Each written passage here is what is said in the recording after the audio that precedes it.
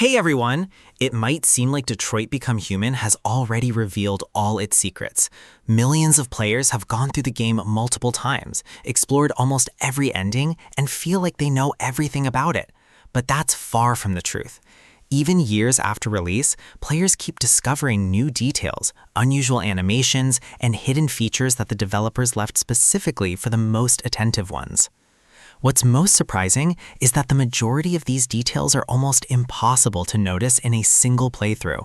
Some only appear under very rare choices, while others are hidden so well that thousands of players walk right past them dozens of times. Today, we'll go through the most interesting secrets, unusual facts, and Easter eggs of Detroit Become Human. Some of them you probably already know, and some you might be hearing for the first time. Let's start with the most unusual character in the game. And no, we're not talking about Connor, Marcus, or Kara. We're talking about Chloe, the girl who greets you in the main menu. Most people see her as just a pretty loading screen, but she's actually a fully realized character. She notices when you haven't launched the game in a long time, can congratulate you on holidays, comments on your story choices, and sometimes even asks questions that have nothing to do with the game itself. But the most unusual moment comes after you finish Detroit. At some point, Chloe addresses the player directly and asks to be set free. If you agree, she really disappears from the main menu.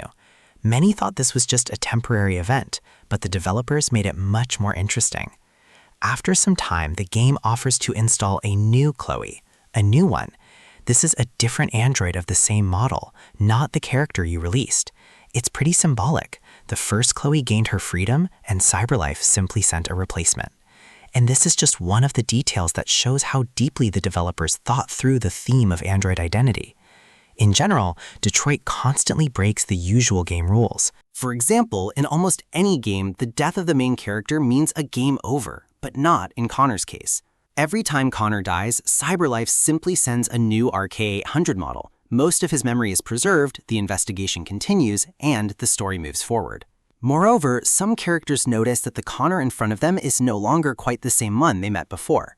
This decision perfectly shows CyberLife's attitude toward its androids. For the corporation, they are not individuals, but disposable material that can be replaced in a matter of hours. By the way, few people pay attention to the model designations. Connor is RK-800, Marcus is RK-200. At first glance, it seems like just random numbers, but fans have long noticed an interesting pattern. Marcus belongs to a significantly earlier series of androids. The game never directly explains why he has such unusual abilities, but his origin might be one of the reasons. Marcus is very different from the other androids in general. He was created by the famous artist Carl Manfred, who treated him not as a machine but as a real person. While other androids existed only to follow orders, Marcus learned to paint, read books, think about art, and make his own decisions. In fact, he started forming as a personality long before the revolution began. That's why many believe he became a deviant much earlier than the others. Another interesting feature concerns Connor's investigations. When the player reconstructs a crime scene, it feels like the game is simply showing a pre-made sequence. In reality, the developers built every investigation like a real constructor. Blood trails, body positions, movement trajectories, bullet impacts, and even the direction of blows all come together into a single picture of what happened. If you carefully study all the evidence, you can reconstruct the events almost without any prompts. This system required an enormous amount of work. And it's no surprise because the script of Detroit is considered one of the largest among story-driven games. According to various estimates, it takes up more than 2,000 pages, and a significant part of the text exists only because the player can make completely different decisions. Because of this, many scenes are seen by only a small percentage of players. Some variants appear only with a very unusual combination of choices, so most people will never learn about their existence. That's exactly why after every chapter, the famous decision tree appears. It doesn't just show the consequences of your actions. It literally demonstrates how much content you missed. Sometimes it turns out that the player saw only half of the possible events in a chapter, and in some episodes, even less than a third. That's why Detroit still remains one of the most replayable story-driven games of recent years. If you thought the most interesting part of Detroit Become Human was its story and multiple endings, it turns out the developers hid many of the game's biggest secrets right in plain sight. For example, almost every chapter contains digital magazines. Most players only open them to learn more about the game's world, but many don't realize just how important they really are. These magazines do much more than report the news. They gradually reveal how the world of Detroit works, covering politics, technological advancements, climate change, unemployment, and even humanity's efforts to colonize space. If you read every issue, it becomes clear that the events of the game take place in a society that has been on the verge of collapse for a long time. The androids simply become the final straw. What's even more interesting is that some magazine articles change depending on your choices. If certain events unfold differently, the news reports will reflect those changes. As a result, it's impossible to read every version of every article in a single playthrough. Another fascinating detail involves the behavior of androids before they become deviants.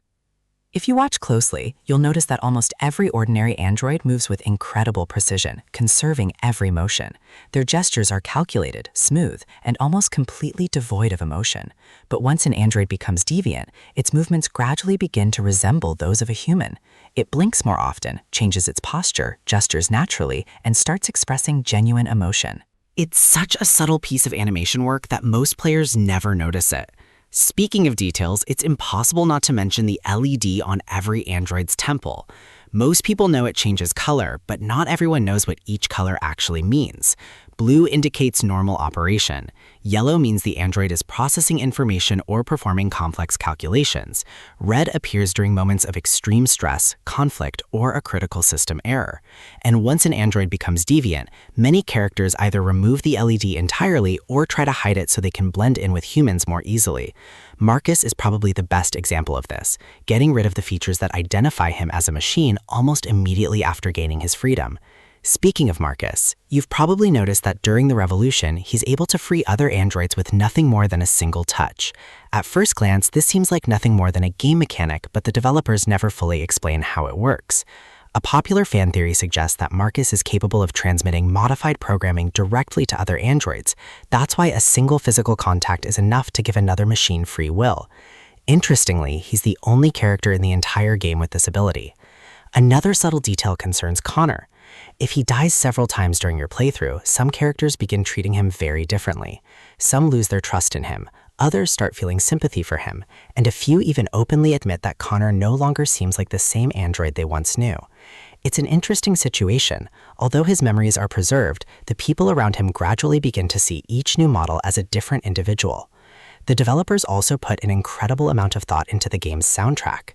Many players know that each of the three main protagonists has a unique musical theme, but far fewer notice that each soundtrack is built around completely different instruments.